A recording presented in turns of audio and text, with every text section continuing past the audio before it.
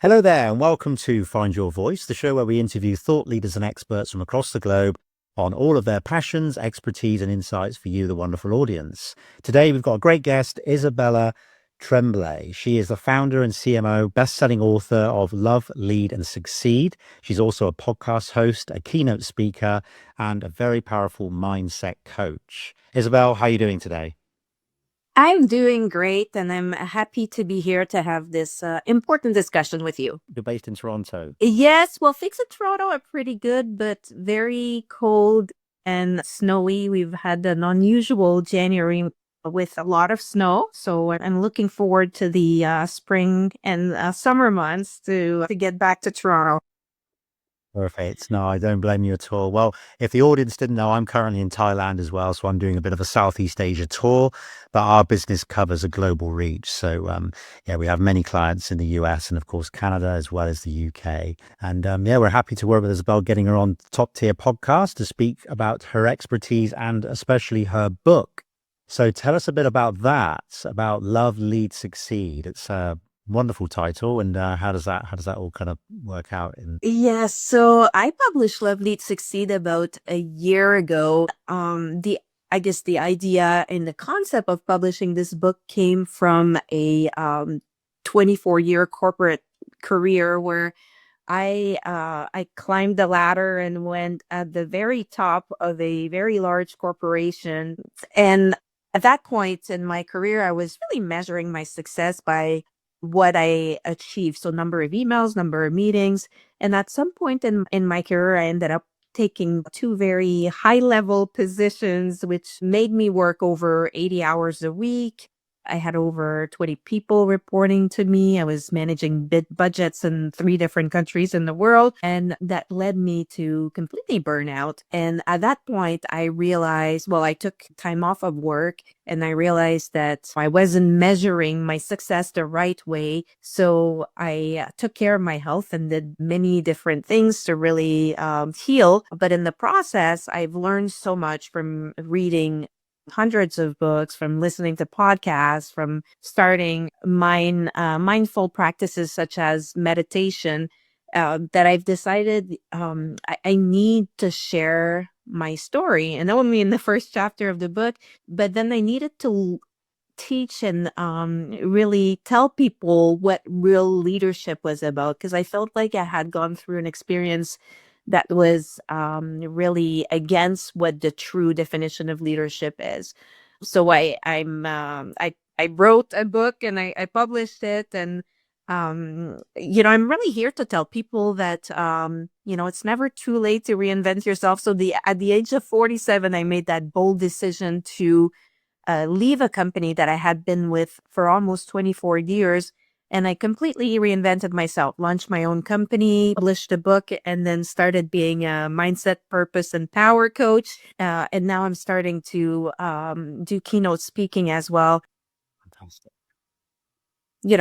Life is too short, and I would say listen to your intuition and your soul. And if you're not happy, it's not too late. You can think bigger and really embrace embrace your purpose. Yeah, that's fantastic. Well, congratulations on making that transition. 80 hours a week. I mean, that is just enough to pull anyone over the edge. That really is a lot of hours. And I'm glad that you've managed to do this before it really started impacting your health permanently, and you've managed to kind of, now help other people. So, I mentioned that I've got some notes here about the book, and it said that there's a thing called heart-led leadership. So what does that actually mean in practice? Well, to me, it is the new definition of leadership. So I think corporate America or the corporate world should stop celebrating the hustle culture. So it's exactly stop measuring your success by, the number of emails you'll achieve, by only numbers or by calls that you'll take, but start measuring your success, with leading with an emotional intelligence instead of ego, making decisions that are rooted in respect, trust, a long-term impact instead of fear, control, or burnout.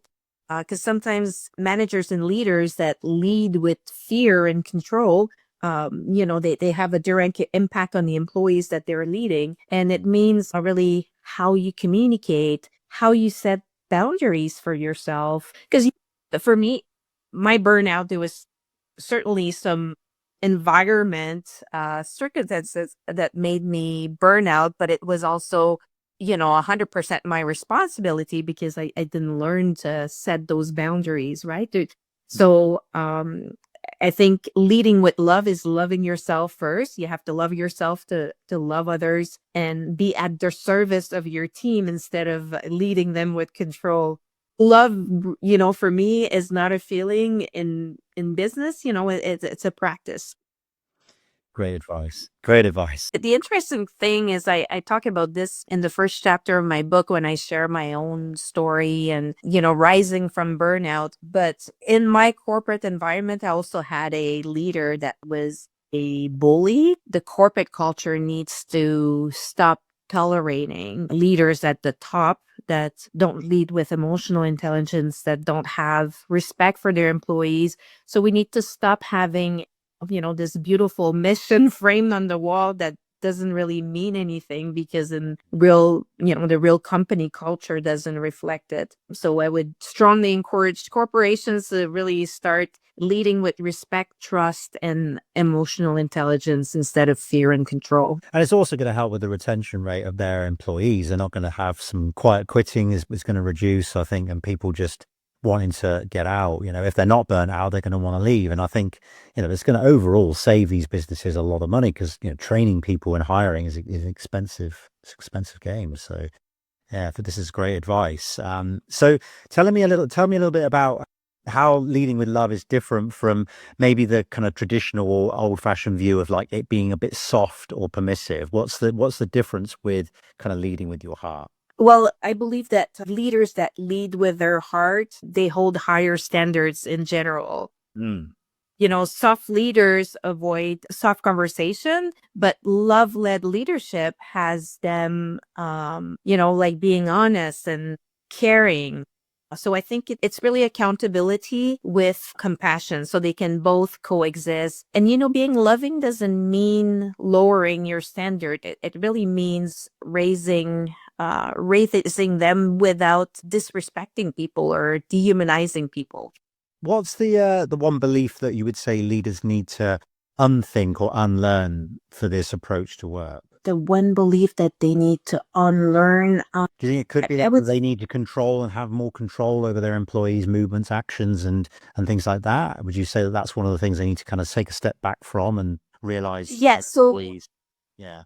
I would say that yes. So not believing that they should measure success on, as achievements, but as they should really measure success on how aligned they are and how they lead with emotional intelligence. So leading their team with respect. So do not. So if it's about unlearning thing, do not lead your team, with control. Do not, send your team like emails at all kinds of hours at night. Mm. Establish some boundaries, and that comes again from the top. Like I think corporations need to establish those rules or this culture where there's a profound respect for the employee and they're that to allow them to have a personal life and to be a truly fulfilled human being at the same time. Right. No, that makes sense. That's great advice. So moving on to some other sort of general questions on things with to sort of like speak to the high achievers. I mean, what's one internal habit that looked like a discipline, but was actually self-abandonment? Yeah.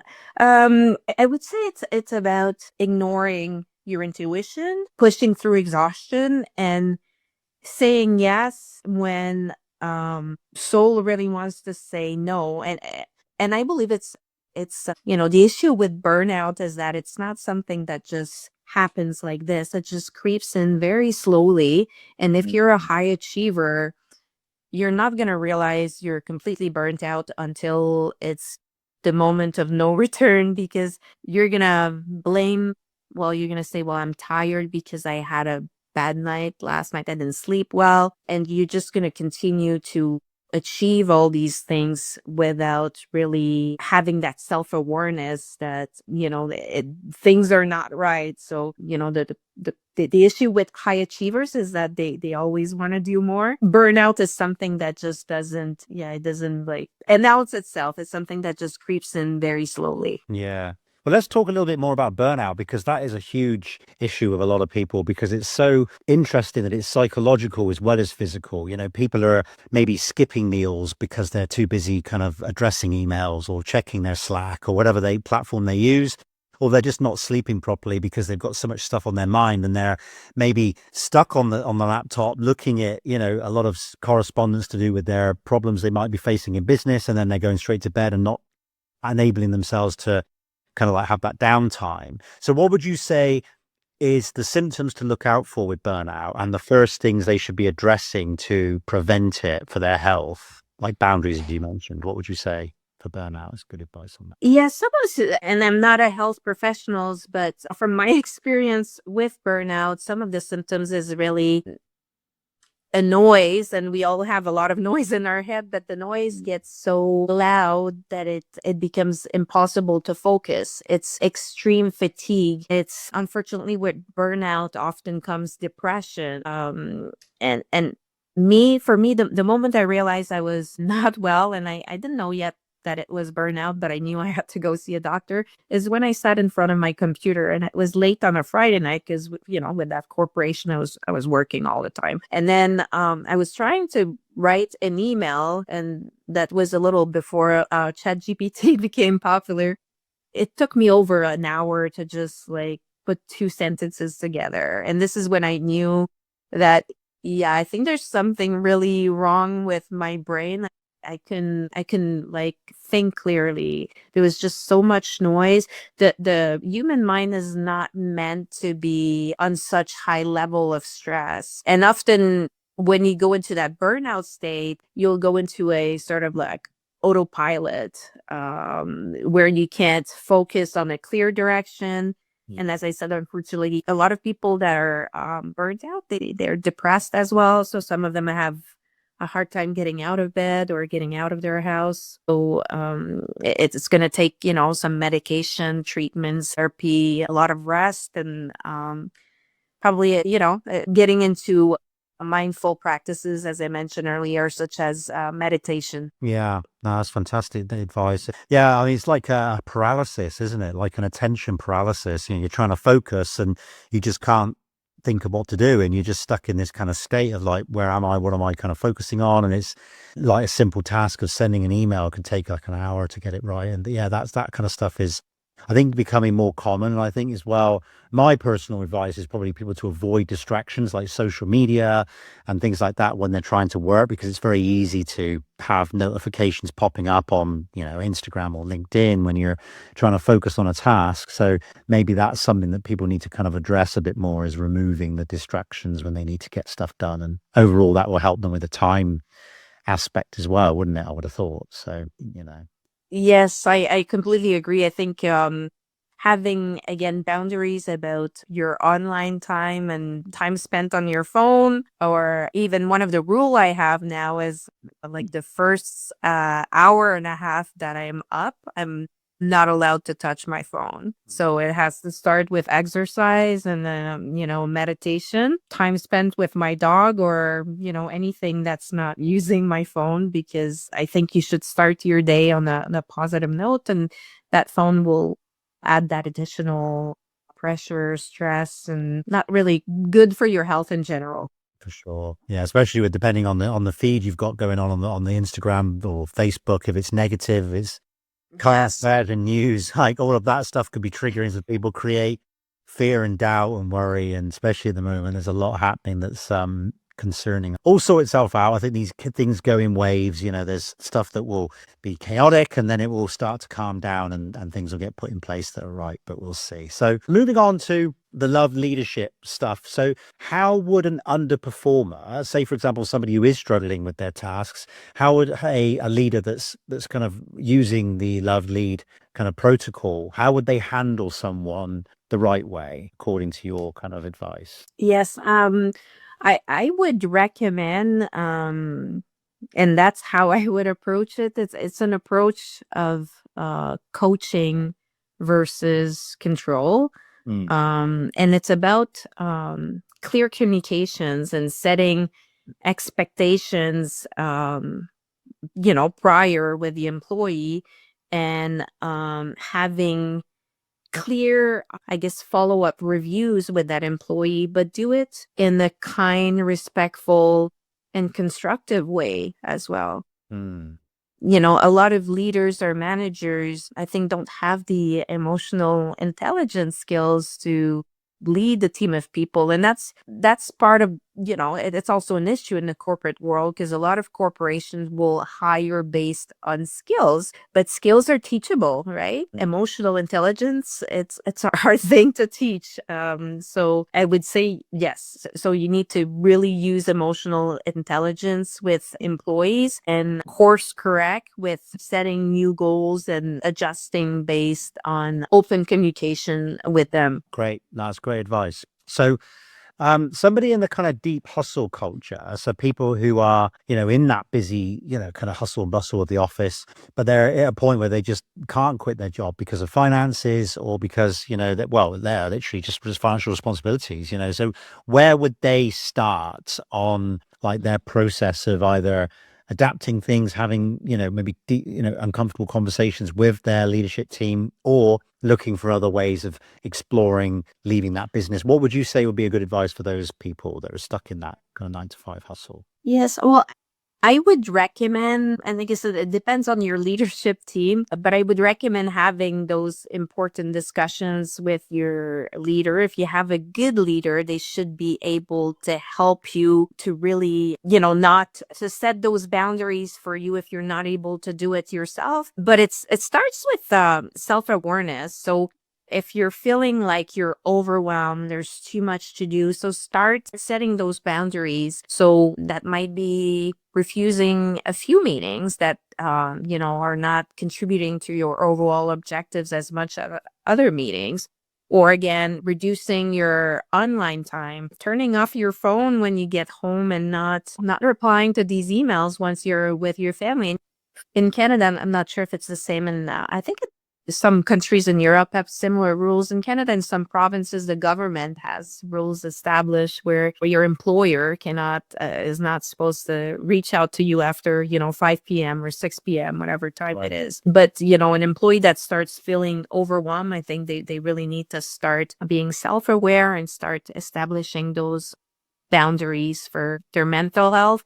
If possible, they can, talk to their leadership team. I can share that for me, my experience was I tried telling a few leaders that I was starting to feel so overwhelmed, and I wanted to find a solution to let go of some of my responsibilities, but nothing really happened. I was actually told that, they expected, one of my leader told me that they expected more from me and to do better. Or so, depending. And you could talk to HR, but some HR departments really work for leaderships.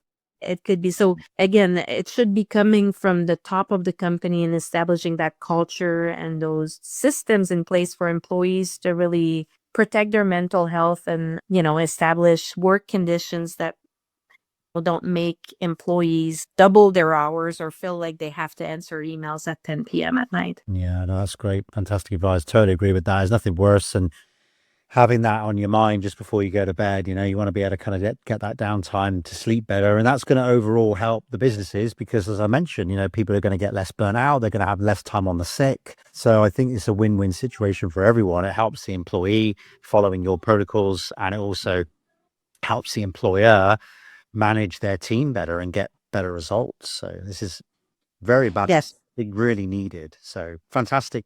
So Isabelle, where do we find out more about you? So if anyone's listening to this and they want to buy the book, maybe work with you on a consultancy coaching level, where would we get more information on you? Yes. So my book is available on Amazon in most countries in the world. Well, most countries in Europe, a few in Asia and North America, and some countries in South America. In terms of my coaching services, I offer a program to help people rise and reclaim their time, energy, and power. They can find out more information on my Instagram at Love Lead Succeed, or also on my website at isabelletremblay.info, or actually loveleadsucceed.ca is also, I have a few different URLs for my website to make it easier for people to reach it. I also have, of course, a LinkedIn page that has some information as well under my name, Isabelle Tremblay. I love having meaningful conversation with people. So if you start following me, don't hesitate, DM me, and we'll chat. I love connecting with people. Awesome. Great stuff. Well, this has been a wonderful conversation, Isabelle, and thank you very much for your time. And yeah, anyone listening, reach out, because I think it's a great time to, kind of make some change in the world in general. So, Isabelle, it's been great chatting to you. Thank you very much for your time, and take care, everyone. Bye for now. Thank you.